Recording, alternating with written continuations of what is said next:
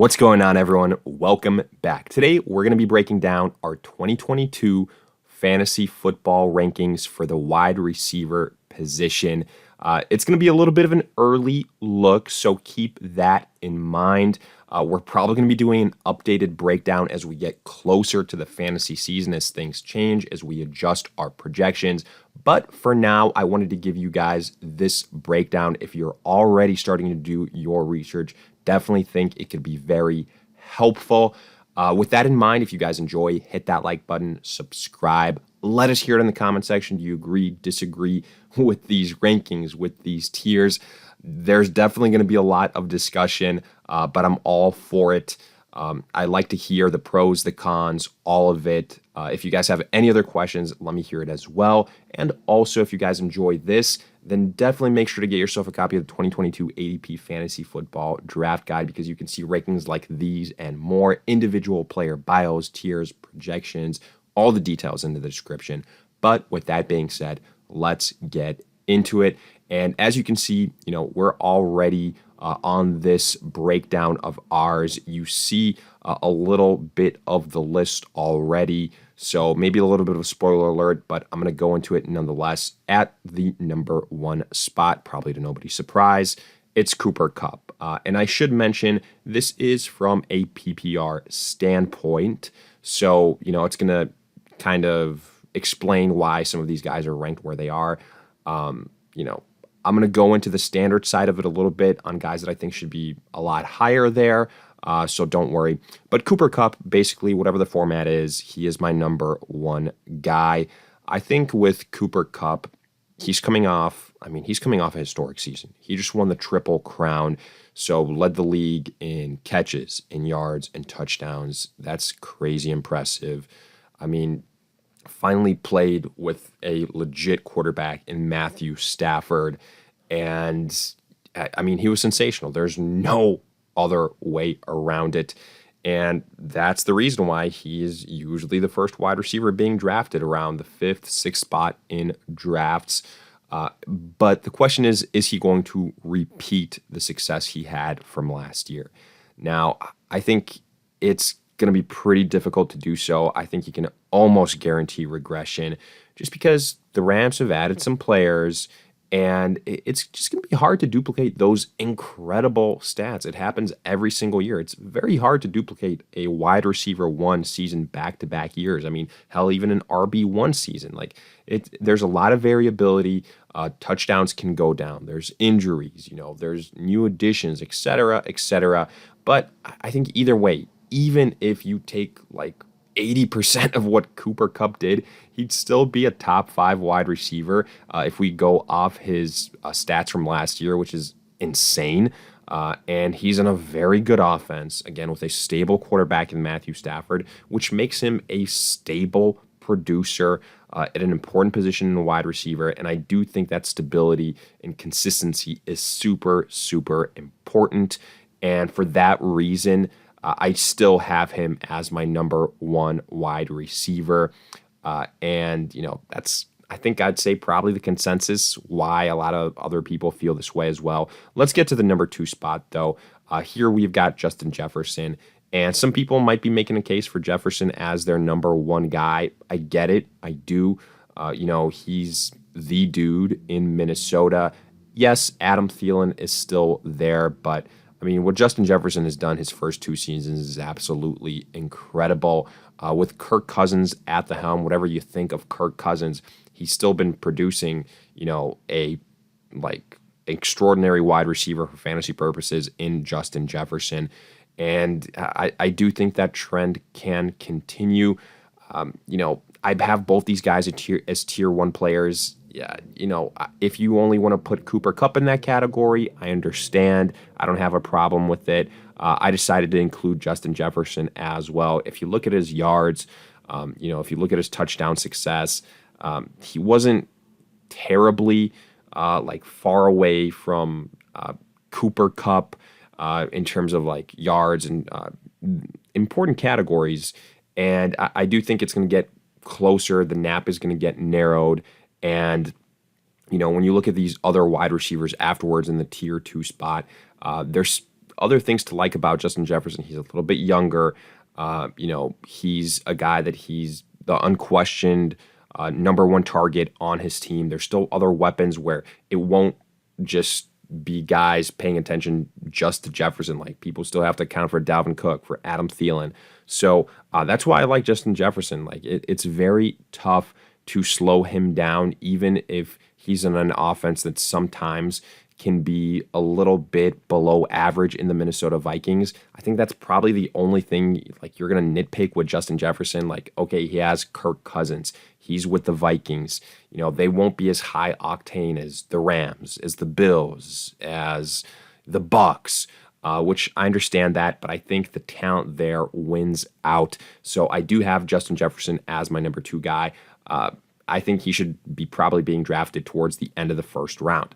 Now, let's go into our tier 2 group here. I think this is where it really gets a little bit more interesting. The first 2 guys, pretty cut and dry. But when we get into this next group of names, I still have Devonte Adams as a top 3 wide receiver. Yes, he has gone from the Packers to the Raiders, but I think, again, he's a stud wide receiver. He's going to Derek Carr, who I have as a breakout candidate at the quarterback position this year. So obviously it helps out with my projections for Devonte Adams, and even with Darren Waller, even with Hunter Renfrow, what he did last season in Las Vegas, I think it's going to be no doubt Devonte Adams the number 1 option for Derek Carr. They have that connection. They know each other. So I don't think it's going to be that big of a fall from grace for Devonte Adams going from Aaron Rodgers to Derek Carr. I really don't. Okay, probably the number 1 wide receiver finish won't be what we expect now, but either way, I think like top 5 is almost a guarantee. Like, Derek Carr almost had 5,000 passing yards last season. The volume is still going to be there. He's in a division where the Raiders are going to have to air it out. A lot of points in that division, like he going up against Tyreek, going up against Justin Herbert, against Russell Wilson. It's absolutely insane. I love the scoring upside for the Raiders. To me, they are a sneaky team this season, and I think Derek Carr is going to win a lot of people some championships, and Devonte Adams is going to be at the center of it. That's why I still have him as a top 3 guy. Next up, we have got Stefan Diggs. So this is a case where I'm giving Stefan Diggs some love because it's PPR. I think, he's going to get more receptions than some other maybe quote-unquote hotter, bigger names like a Chase, like a CeeDee Lamb, like a Mike Evans, for an example. And he's got Josh Allen. Josh Allen has proven these last 2 seasons that he is legit. And, even though Diggs kind of disappointed last season compared to the year prior, if that's, how you viewed him, but I think his, kind of, if you will, range of outcomes, what we saw from him last year is probably the floor, which is still a wide receiver 1. And more than anything, I think we're going to get a 2022 season that's somewhere in between his 2020 season and his 2021 season, which will probably be around 1,500 yards receiving, probably double-digit touchdowns. And I think here the difference maker is going to be the receptions. I do think, considering that the Bills just paid up for Stefan Diggs, gave him that big extension, he's going to be a focal point of this offense. Tough not to like what the Bills have offensively just as a whole. So I do like Stefan Diggs in PPR formats as my next best available wide receiver. Then we go to the 5th spot. Jamar Chase is who I have here. I think a lot of people are kind of pumping up that Jamar Chase stock, which I completely understand. Don't get me wrong, but I have him a little bit lower in PPR formats because he's not going to get 90 catches on the season. He still has to contend with T. Higgins, with Tyler Boyd. He's that Mike Evans type of wide receiver. And, spoiler, but I have Mike Evans right underneath him. I think they're similar type of guys, big, physical guys that are going to excel in the touchdown department, even though I do think the yardage upside for Jamar Chase is higher than that of a Mike Evans, which is why I have him higher on this list. I think the most interesting thing with Jamar Chase is going to be, are we going to see a regression offensively like a Super Bowl hangover from the Cincinnati Bengals? But honestly, I mean, I do think Joe Burrow is a legitimate quarterback. Unless there's some type of injuries, the connection him and Jamar Chase have all the way back from college to the rookie season, it's incredible. I think there's going to be maybe a little bit more up and down here, but not too much in terms of consistency. You know, there's going to be some weeks where T. Higgins is the number one wide receiver for this offense, and then there's going to be weeks, probably the majority of them, where Jamar Chase is the guy. But, you know, if you tell me 3-4 weeks T. Higgins is the dude, I wouldn't be shocked at all.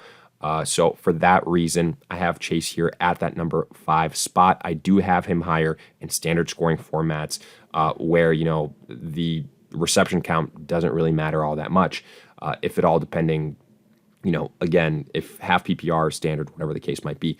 Then Mike Evans comes in at number 6. I touched on it before. I think he's a pretty similar guy to Jamar Chase. Doesn't have the same yardage upside, but touchdown upside is huge. I mean, he's a lock for 1,000+ yards pretty much his entire career.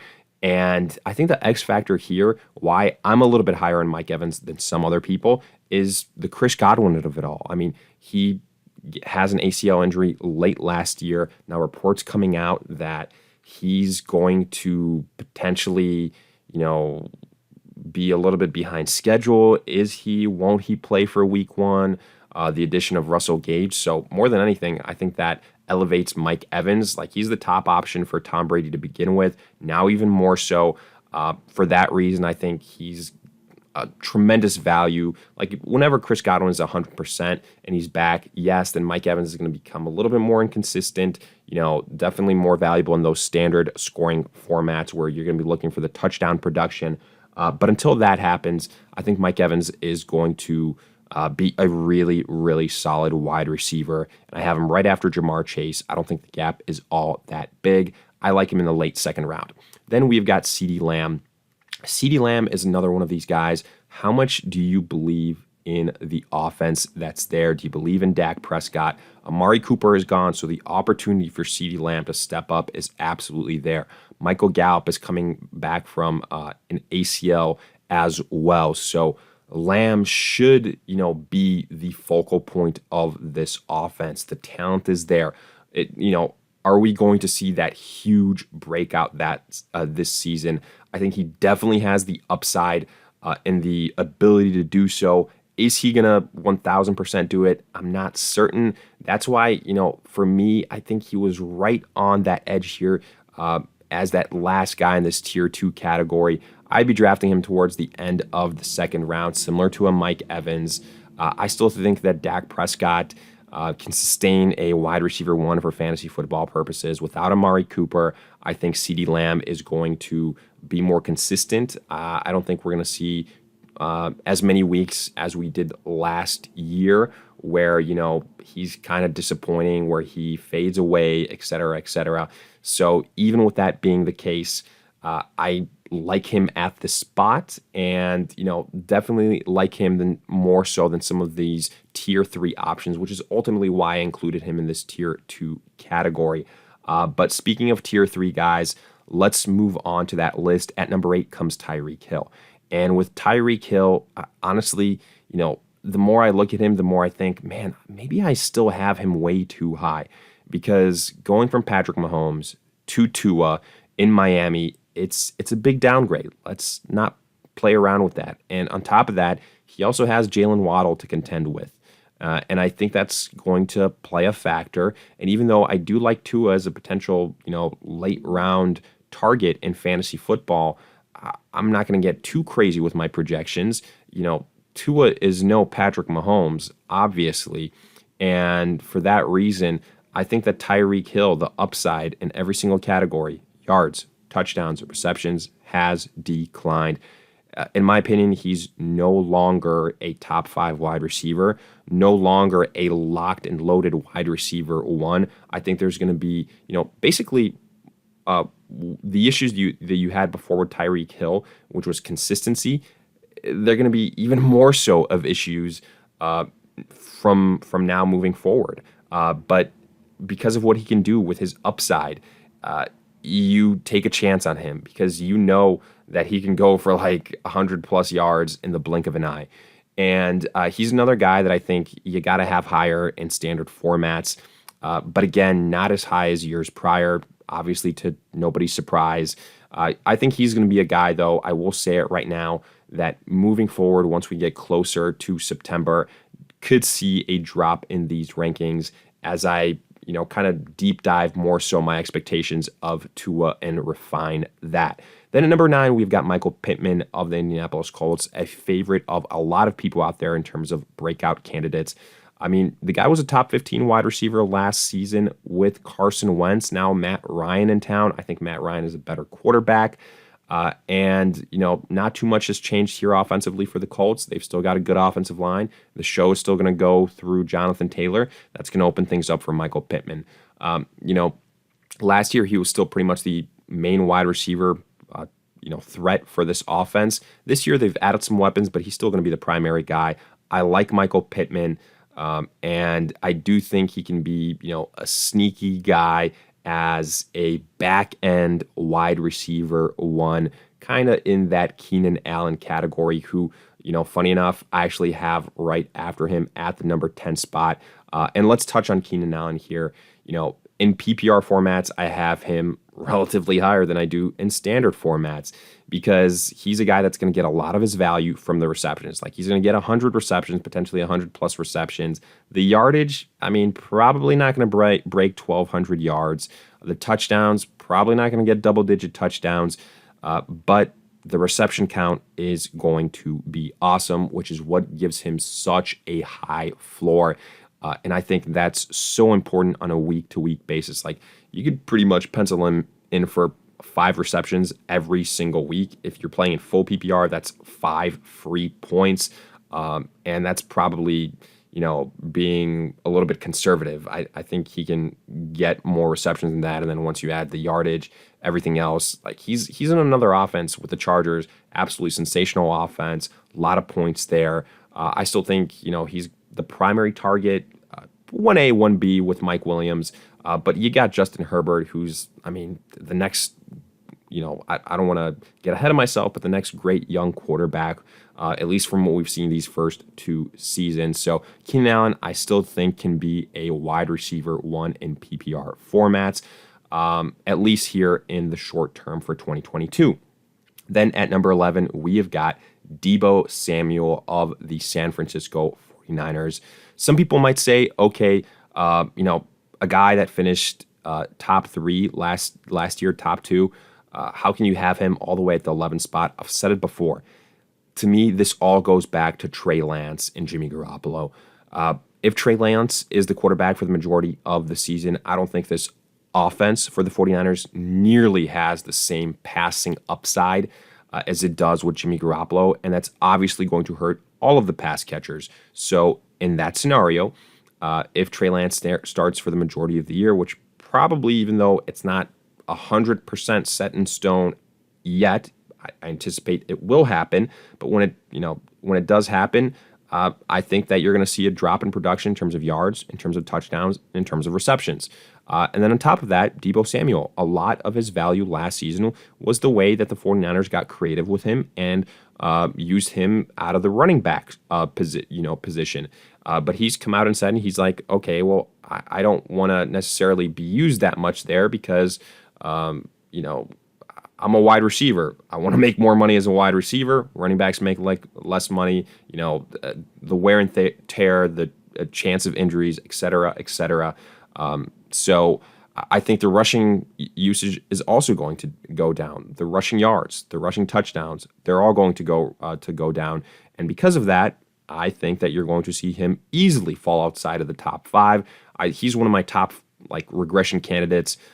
And honestly, it wouldn't be a shock for me at all for him to fall outside the top 10, which is what I currently have. Yes, I think at the end of the day, he can still be a wide receiver one. But if you're drafting Debo Samuel with the expectations that you had last year, I think you're sorely mistaken. In standard formats, I do have him higher for what that's worth. Top 10 wide receiver there. And in that case, you can convince me for him to be a second rounder. And then finally, at the number 12 spot, this is probably where a lot of people are going to be surprised, Allen Robinson. But maybe not if you guys have been watching all my content in terms of mock drafts, in terms of just breaking down my players that I really like. Allen Robinson was one of those guys. He was probably the most disappointing wide receiver last season. Like, he played a fully healthy season and he was atrocious. He barely did anything for the Bears, to the point where you probably dropped him, you probably benched him, and you were kicking and screaming, why the hell did I draft this guy in the second or third round last season? Honestly, I don't have any explanation for what we saw from him, but what I can do is tell you guys that this year will be different, because for the first time ever, he has a real quarterback. What did Cooper Kupp just do with Matthew Stafford? He set a historic season in the history books. And I'm not saying that Allen Robinson is going to be the next Cooper Kupp, but look at it last year. Like, before that Cooper Kupp breakout, we were ranking Cooper Kupp and Robert Woods very close together. People had Robert Woods above Cooper Kupp. And, basically I say that to highlight the fact that I think that Matthew Stafford can still sustain two very high-end wide receivers. And I think people are undervaluing how much Allen Robinson could potentially take away from Cooper Kupp. Cooper Kupp will still be the number one wide receiver on this offense, but I honestly don't think Allen Robinson will be that far behind.